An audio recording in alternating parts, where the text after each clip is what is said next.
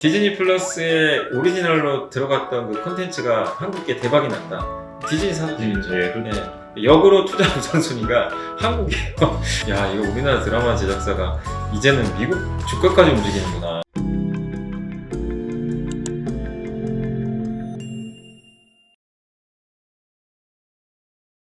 하이브 좀 사실 아까 질문을 해주신 분이 있었는데요. 네. 아웅개비님께서 이제 질문 주셨습니다. 하이브는 이제 전환사채도 발행한다던데 주가는 신고가를 가고 있고 CD 가격도 지금 뭐 현재 주가보다 높은데 왜 그런지 전환사채의 악재 아닌가 이렇게.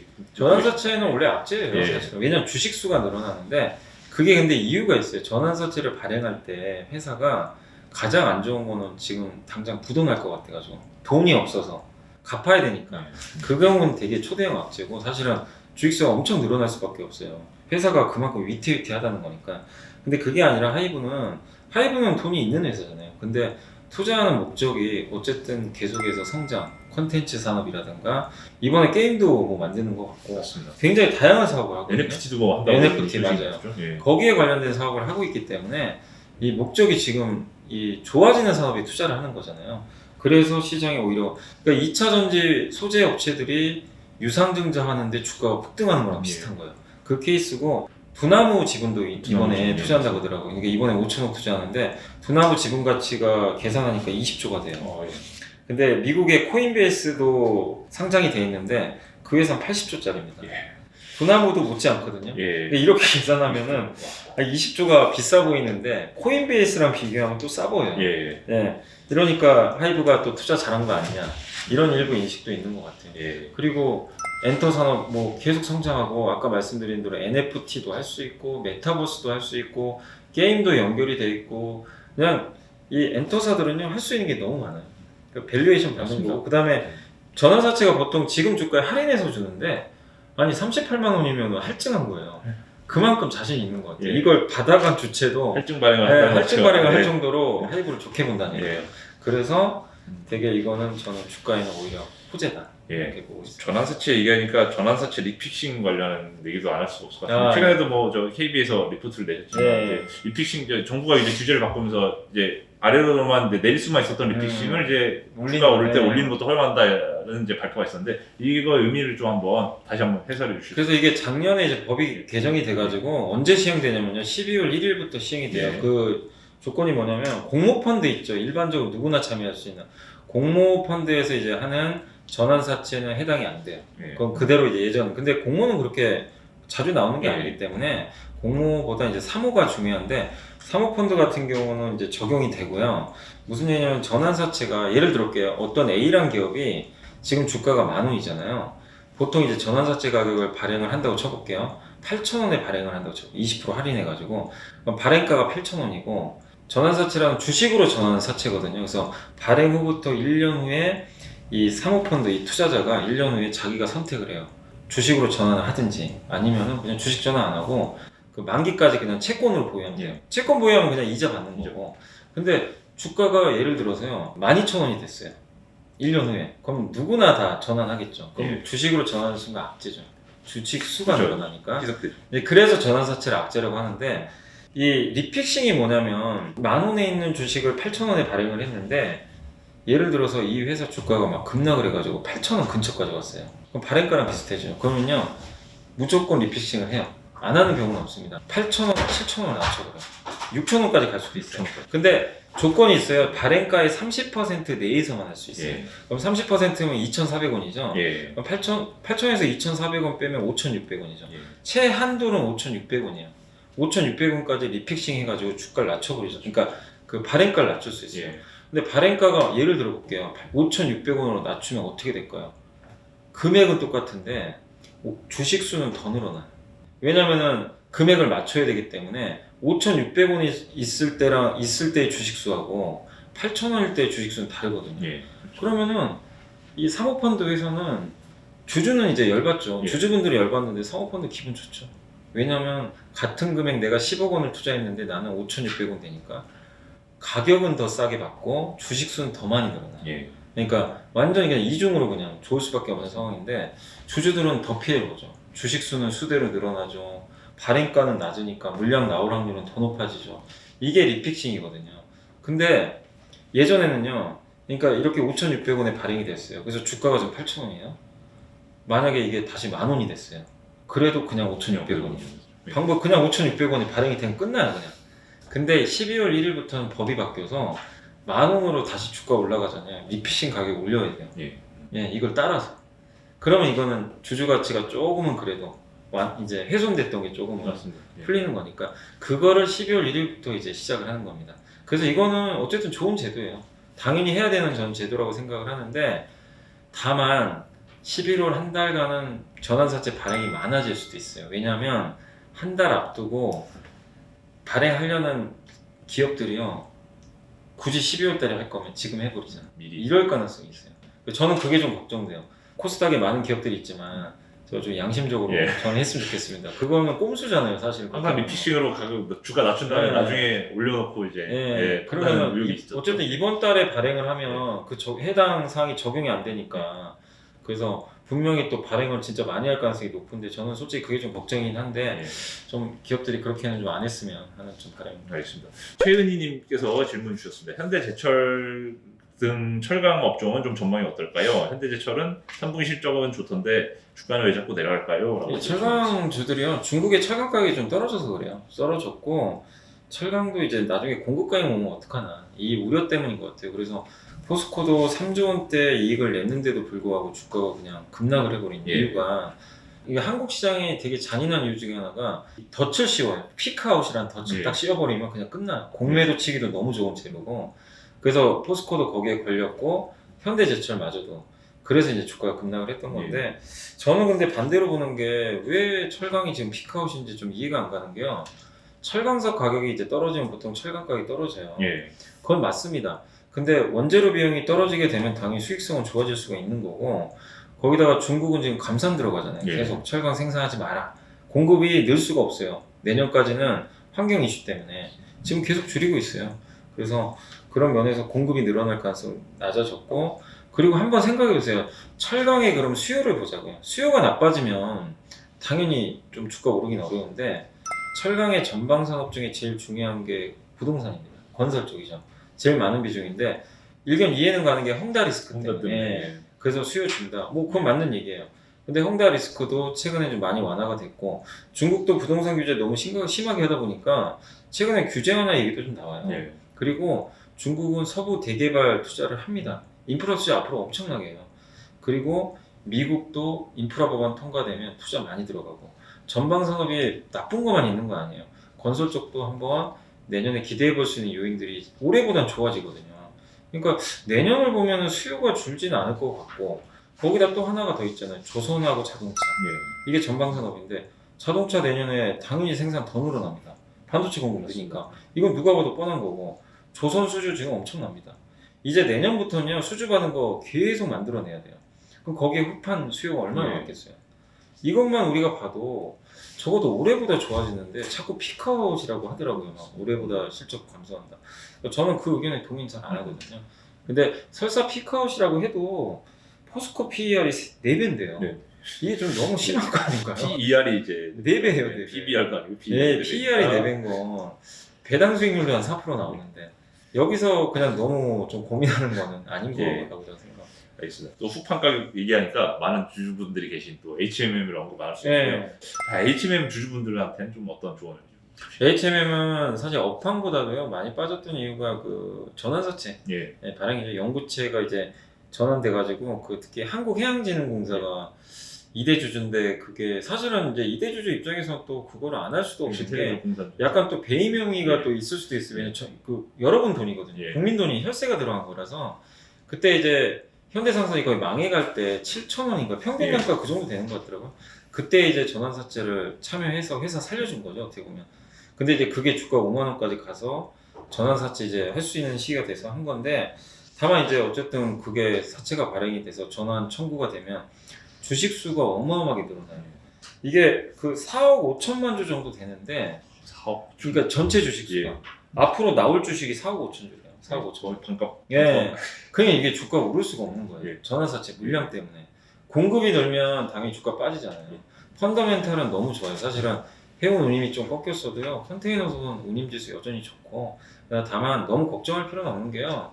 일단 지금 운임지수도 좀 약간씩은 이렇게 더는 상승 못하지만 뭐 그렇다고 크게 빠지는 것도 아니고 실적 좋고 그리고 1대 주주인 산업은행하고 2대 주주인 지금 해양진흥공사가 전환사채 청구를 했지만 이 물량은 시중에 거의 안 나와요. 예. 이 물량을 장중에 팔 이유는 없거든요.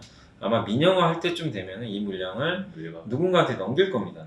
그래서 블록딜로 넘길 거니까 너무 그건 염려할 필요 없는 것 같아요. 그래서 이슈는 뭐 계속 이어질 수 있겠지만 물량 부담에 대해서는 어차피 나오기 좀 어려운 물량이거든요. 그래서 주가는 좀 선반영했으니까 조금은 반등을 기대해보는 것도 예. 좋다라고 생각합니다. 블랙핑크님부터 좀 질문 드려보도록 하겠습니다. 하나솔루션 최근에 물적 분할 이제 첨단 소재 부문을 이제 물적 분할한다 발표해서 네. 내려왔는데 손절을 해야 될지 뭐 물을 타야 될지 뭐 아니 하나솔루션 너무 질문 많이 받았고요. 예. 제가 따로 영상도 하나 만들어놨어요. 물적 분할 하도 하나솔루션 너무들 걱정하셔가지고. 근데 저는 사실은 좀 그게 좀 안타까운 일이죠. 제발 이제 작년에 LG화학도 있었고 맞습니다. 올해 SK이노베이션도 있었고 만도도 있었고 물론 기업들의 입장도 이해는 가요. 그게 자금조달하기 쉽거든요, 되게. 그리고 따로 떼내가지고 대주주 지분율도 희석이 안 되고 네. 그것까지는 뭐 이해할 수는 있다고 하더라도요. 근데 그 전에 주주가 있잖아요. 우리 여러 많은 소액주주들이 저는 우선인데 이제 너무 자기네들 입장만 먼저 생각을 한다는 거죠. 그래서 소액주주 입장에서 한번 생각을 해보고 저는 결정을 했으면 좋겠어요. 아니면 공청이라도 한번 하든가 예. 주주분들하고 그리고 나서 결정해도 늦지 않은데 너무 일방통행이에요. 근데 이거를 막을 방법은 없어요. 제도 자체가. 그냥 해버리는 거죠. 뭐 주주들이 원성 좀 하면은 뭐 좀 시달리다 말면은 또 예. 뭐 다 잊어버리니까 자꾸 그 생각을 하는 것 같은데 전 이제 제발 좀 기업들이 그런 건 안 했으면 좋겠고 적어도 물적 분할을 하려면 좀 소통을 먼저 하고 하는 게 좀 맞는 것 같고 그리고 미국 같은 경우는 이런 이제 지주사 어떻게 보면 이제 물적 분할을 하면 지주사가 되는 거잖아요. 예. 이런 거 할 때 소송도 할 수가 있는 예. 것 같더라고요. 예. 못하게 이제 주주들의 권익을 침해할 수 있으니까.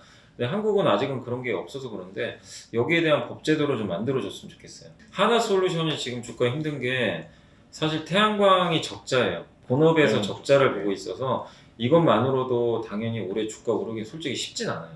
여러분 한번 리포트나 한번 회사에 전화해 보세요. 태양광이 본업인데 지금 올해 실적이 별로 안 좋습니다. 이게 돈을 벌어야 주가 가거든요. 근데 이게 안 좋아요. 일단 본업 자체가. 근데 저는 내년도에는 좋다고 봐요. 왜냐면 올해 폴리실리콘이나 원재료 비용이 너무 올라서 그래요. 근데 내년도에 좀 완화되면 내년에는 아마 하나솔루션이 올해보다는 실적은 태양광 쪽에서 개선되니까 그래서 그걸 보면은 저는 보유하라고 말씀을 드려요. 다만 첨단 소재 사업부를 지금 물적 분할하잖아요. 이거는 그 매출 비중에 몇 프로 안 돼서 크게 이렇게 비중을 차지하는 건 아닌데 일단 물적 분할 자체가 이제 시장에는 어쨌든 리스크예요. 계속 리스크고 예. 그 다음에 첨단 소재 사업이 그 수소 사업도 하거든요. 최첨단 산업을 하니까 상징성이 되게 높은 산업 중에 예. 하나예요. 이거를 물적 분할로 떼어내는 것 자체가 주주분들 입장 또 투자자들이 봤을 때는 아 저것도 자꾸 떼어내네. 그러니까 그냥 팔게 만들고 공매도 세력 입장에서 먹잇감이에요. 물적 분할하면 이거보다 좋은 재료가 없는 거예요. 그냥 같이 때리는 거죠. 그래서 빠지는 겁니다.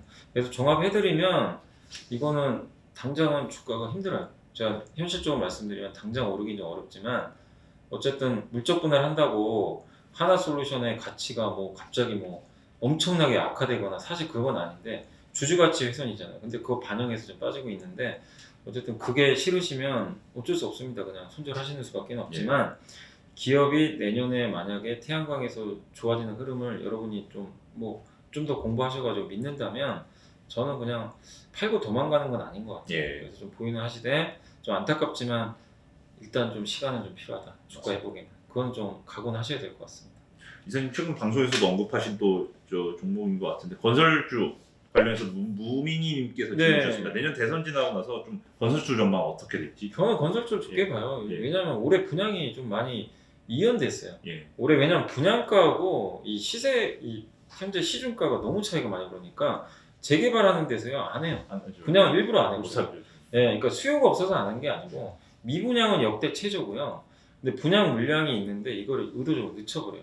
근데 그럼 내년 한 2월달 이후부터는 아마 늘어날 거라고 하더라고요. 그래서 내년엔 이거 무조건 늘어나는 구도니까 그거 본다면 미리 사는 거 좋습니다. 그리고 주가도 싸잖아요. 예.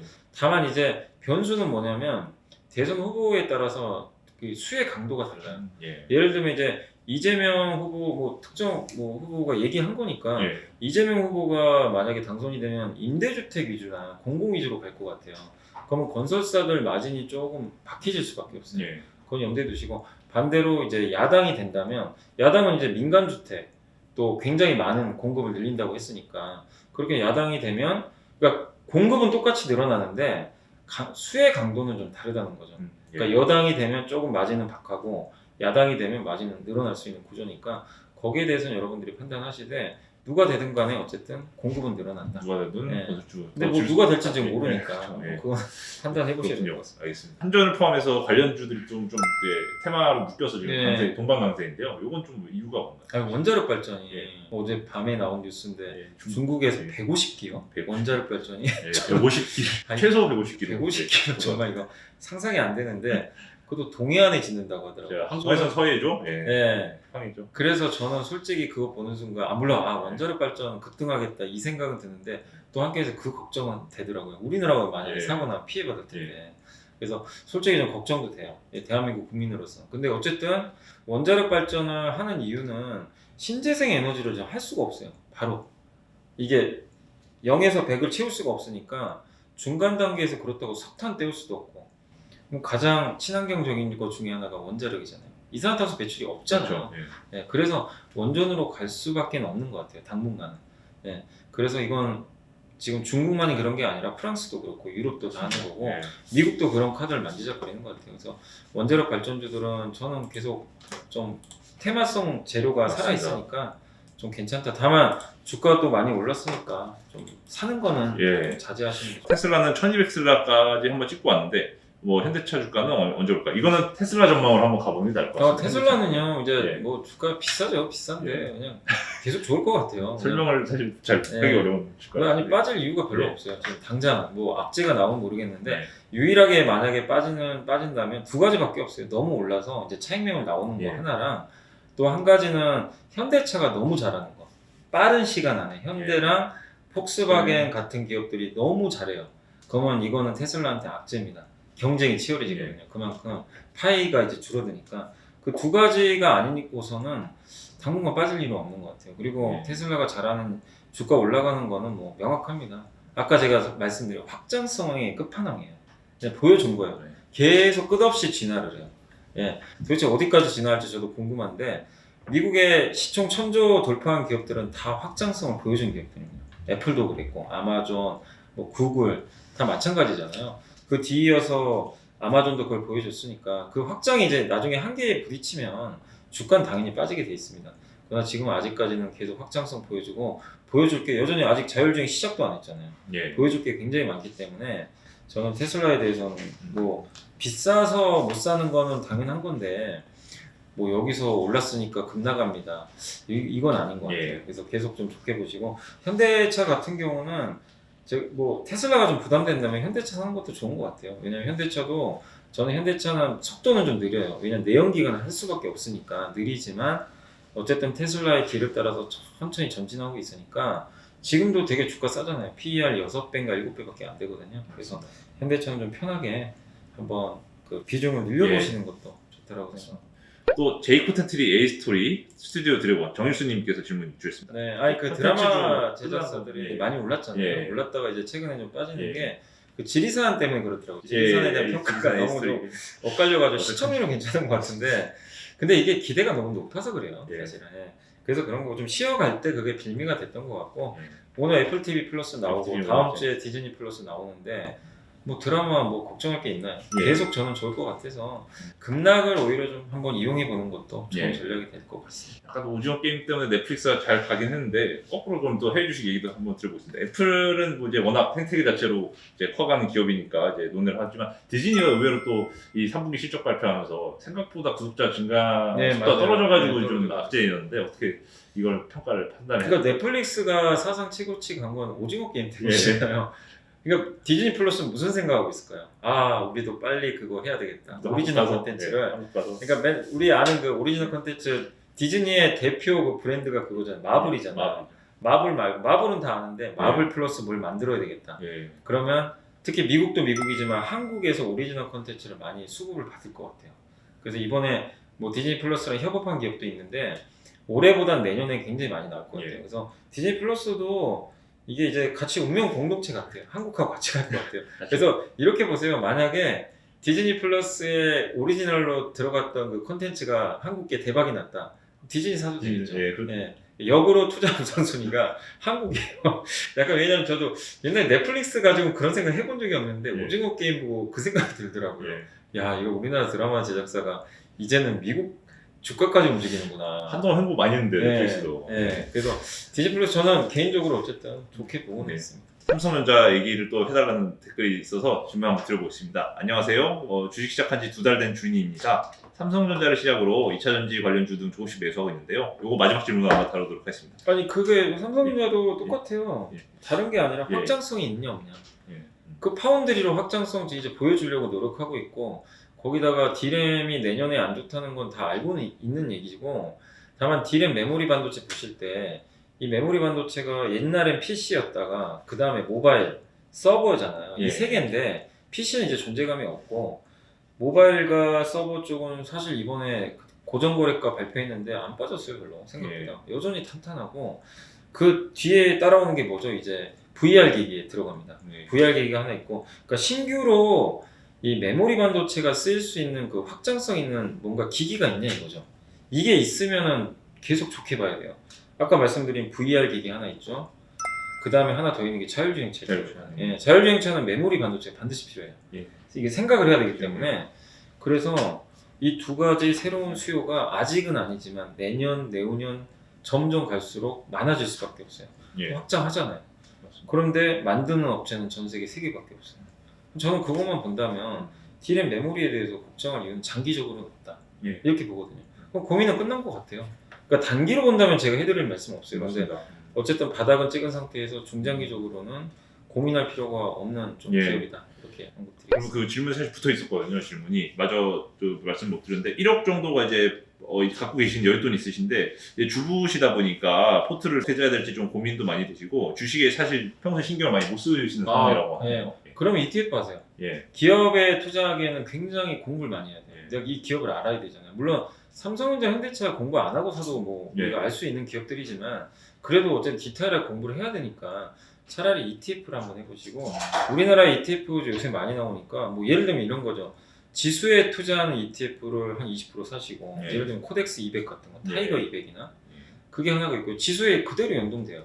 예. 네. 그거 하나가 있고 또 한 20% 정도는 뭐 코덱스 우리나라 대표적인 게 코덱스 반도체 자동차 네, 반도체. 그다음 바이오까지 예. 요 세 개를 아니면 타이거도 있어요. 코덱스나 타이거가 대표적이거든요. 앞에 이제 자산운용사 이름인데 예. 반도체 자동차 바이오를 한 뭐 10%씩 예. 사셔서 절반 하시고 그 다음에 이제 한 20-30% 정도 비중으로 해외 ETF도 되게 좋은 거 많아요. 요즘에 보면 뭐 제가 요새 좀 많이 말씀드렸던 게 미국의 반려동물 시장에 투자하는 ETF들 PAWZ라는 미국 ETF도 있어요. 되게 어차피 미국 반려동물 시장 굉장히 커지잖아요. 또 친환경에 투자하는 ETF 이런 것들도 한번 골고루 그러니까 국내에서 한 절반 정도 하시고 한 30% 정도는 해외 쪽 해보시고 나머지 한 20% 정도는 한번 공부를 직접 하셔가지고 가장 관심 있는 기업 딱 2개를 선택을 하세요. 예. 공부하면서 그 기업도 투자를 하세요. 내가 알 때 예. 음. 만약에 내가 하이브를 나 한번 공부해보겠다. 하이브를 분석한 다음에 내가 동의가 돼요. 하이브가 될 것 같다. 그러면 한 10% 비중으로 하이브 투자하고 그러니까 개별 기업은 한 2개 정도 이런 식으로 좀 나누셔가지고 왜냐면은 개별 기업만 100% 하기에는 예. 공부가 안 되면 너무 어렵거든요. 그래서 차라리 한 80% 정도는 ETF로 네. 공부해보시면 좋을 것 같습니다. 네, 감사합니다. 지금까지 위대한 개미의 든든한 동반자 자이언트TV의 안갑성 기자였습니다. 다음에도 알찬 콘텐츠로 여러분 찾아뵙겠습니다. 구독과 좋아요 부탁드리겠습니다. 감사합니다.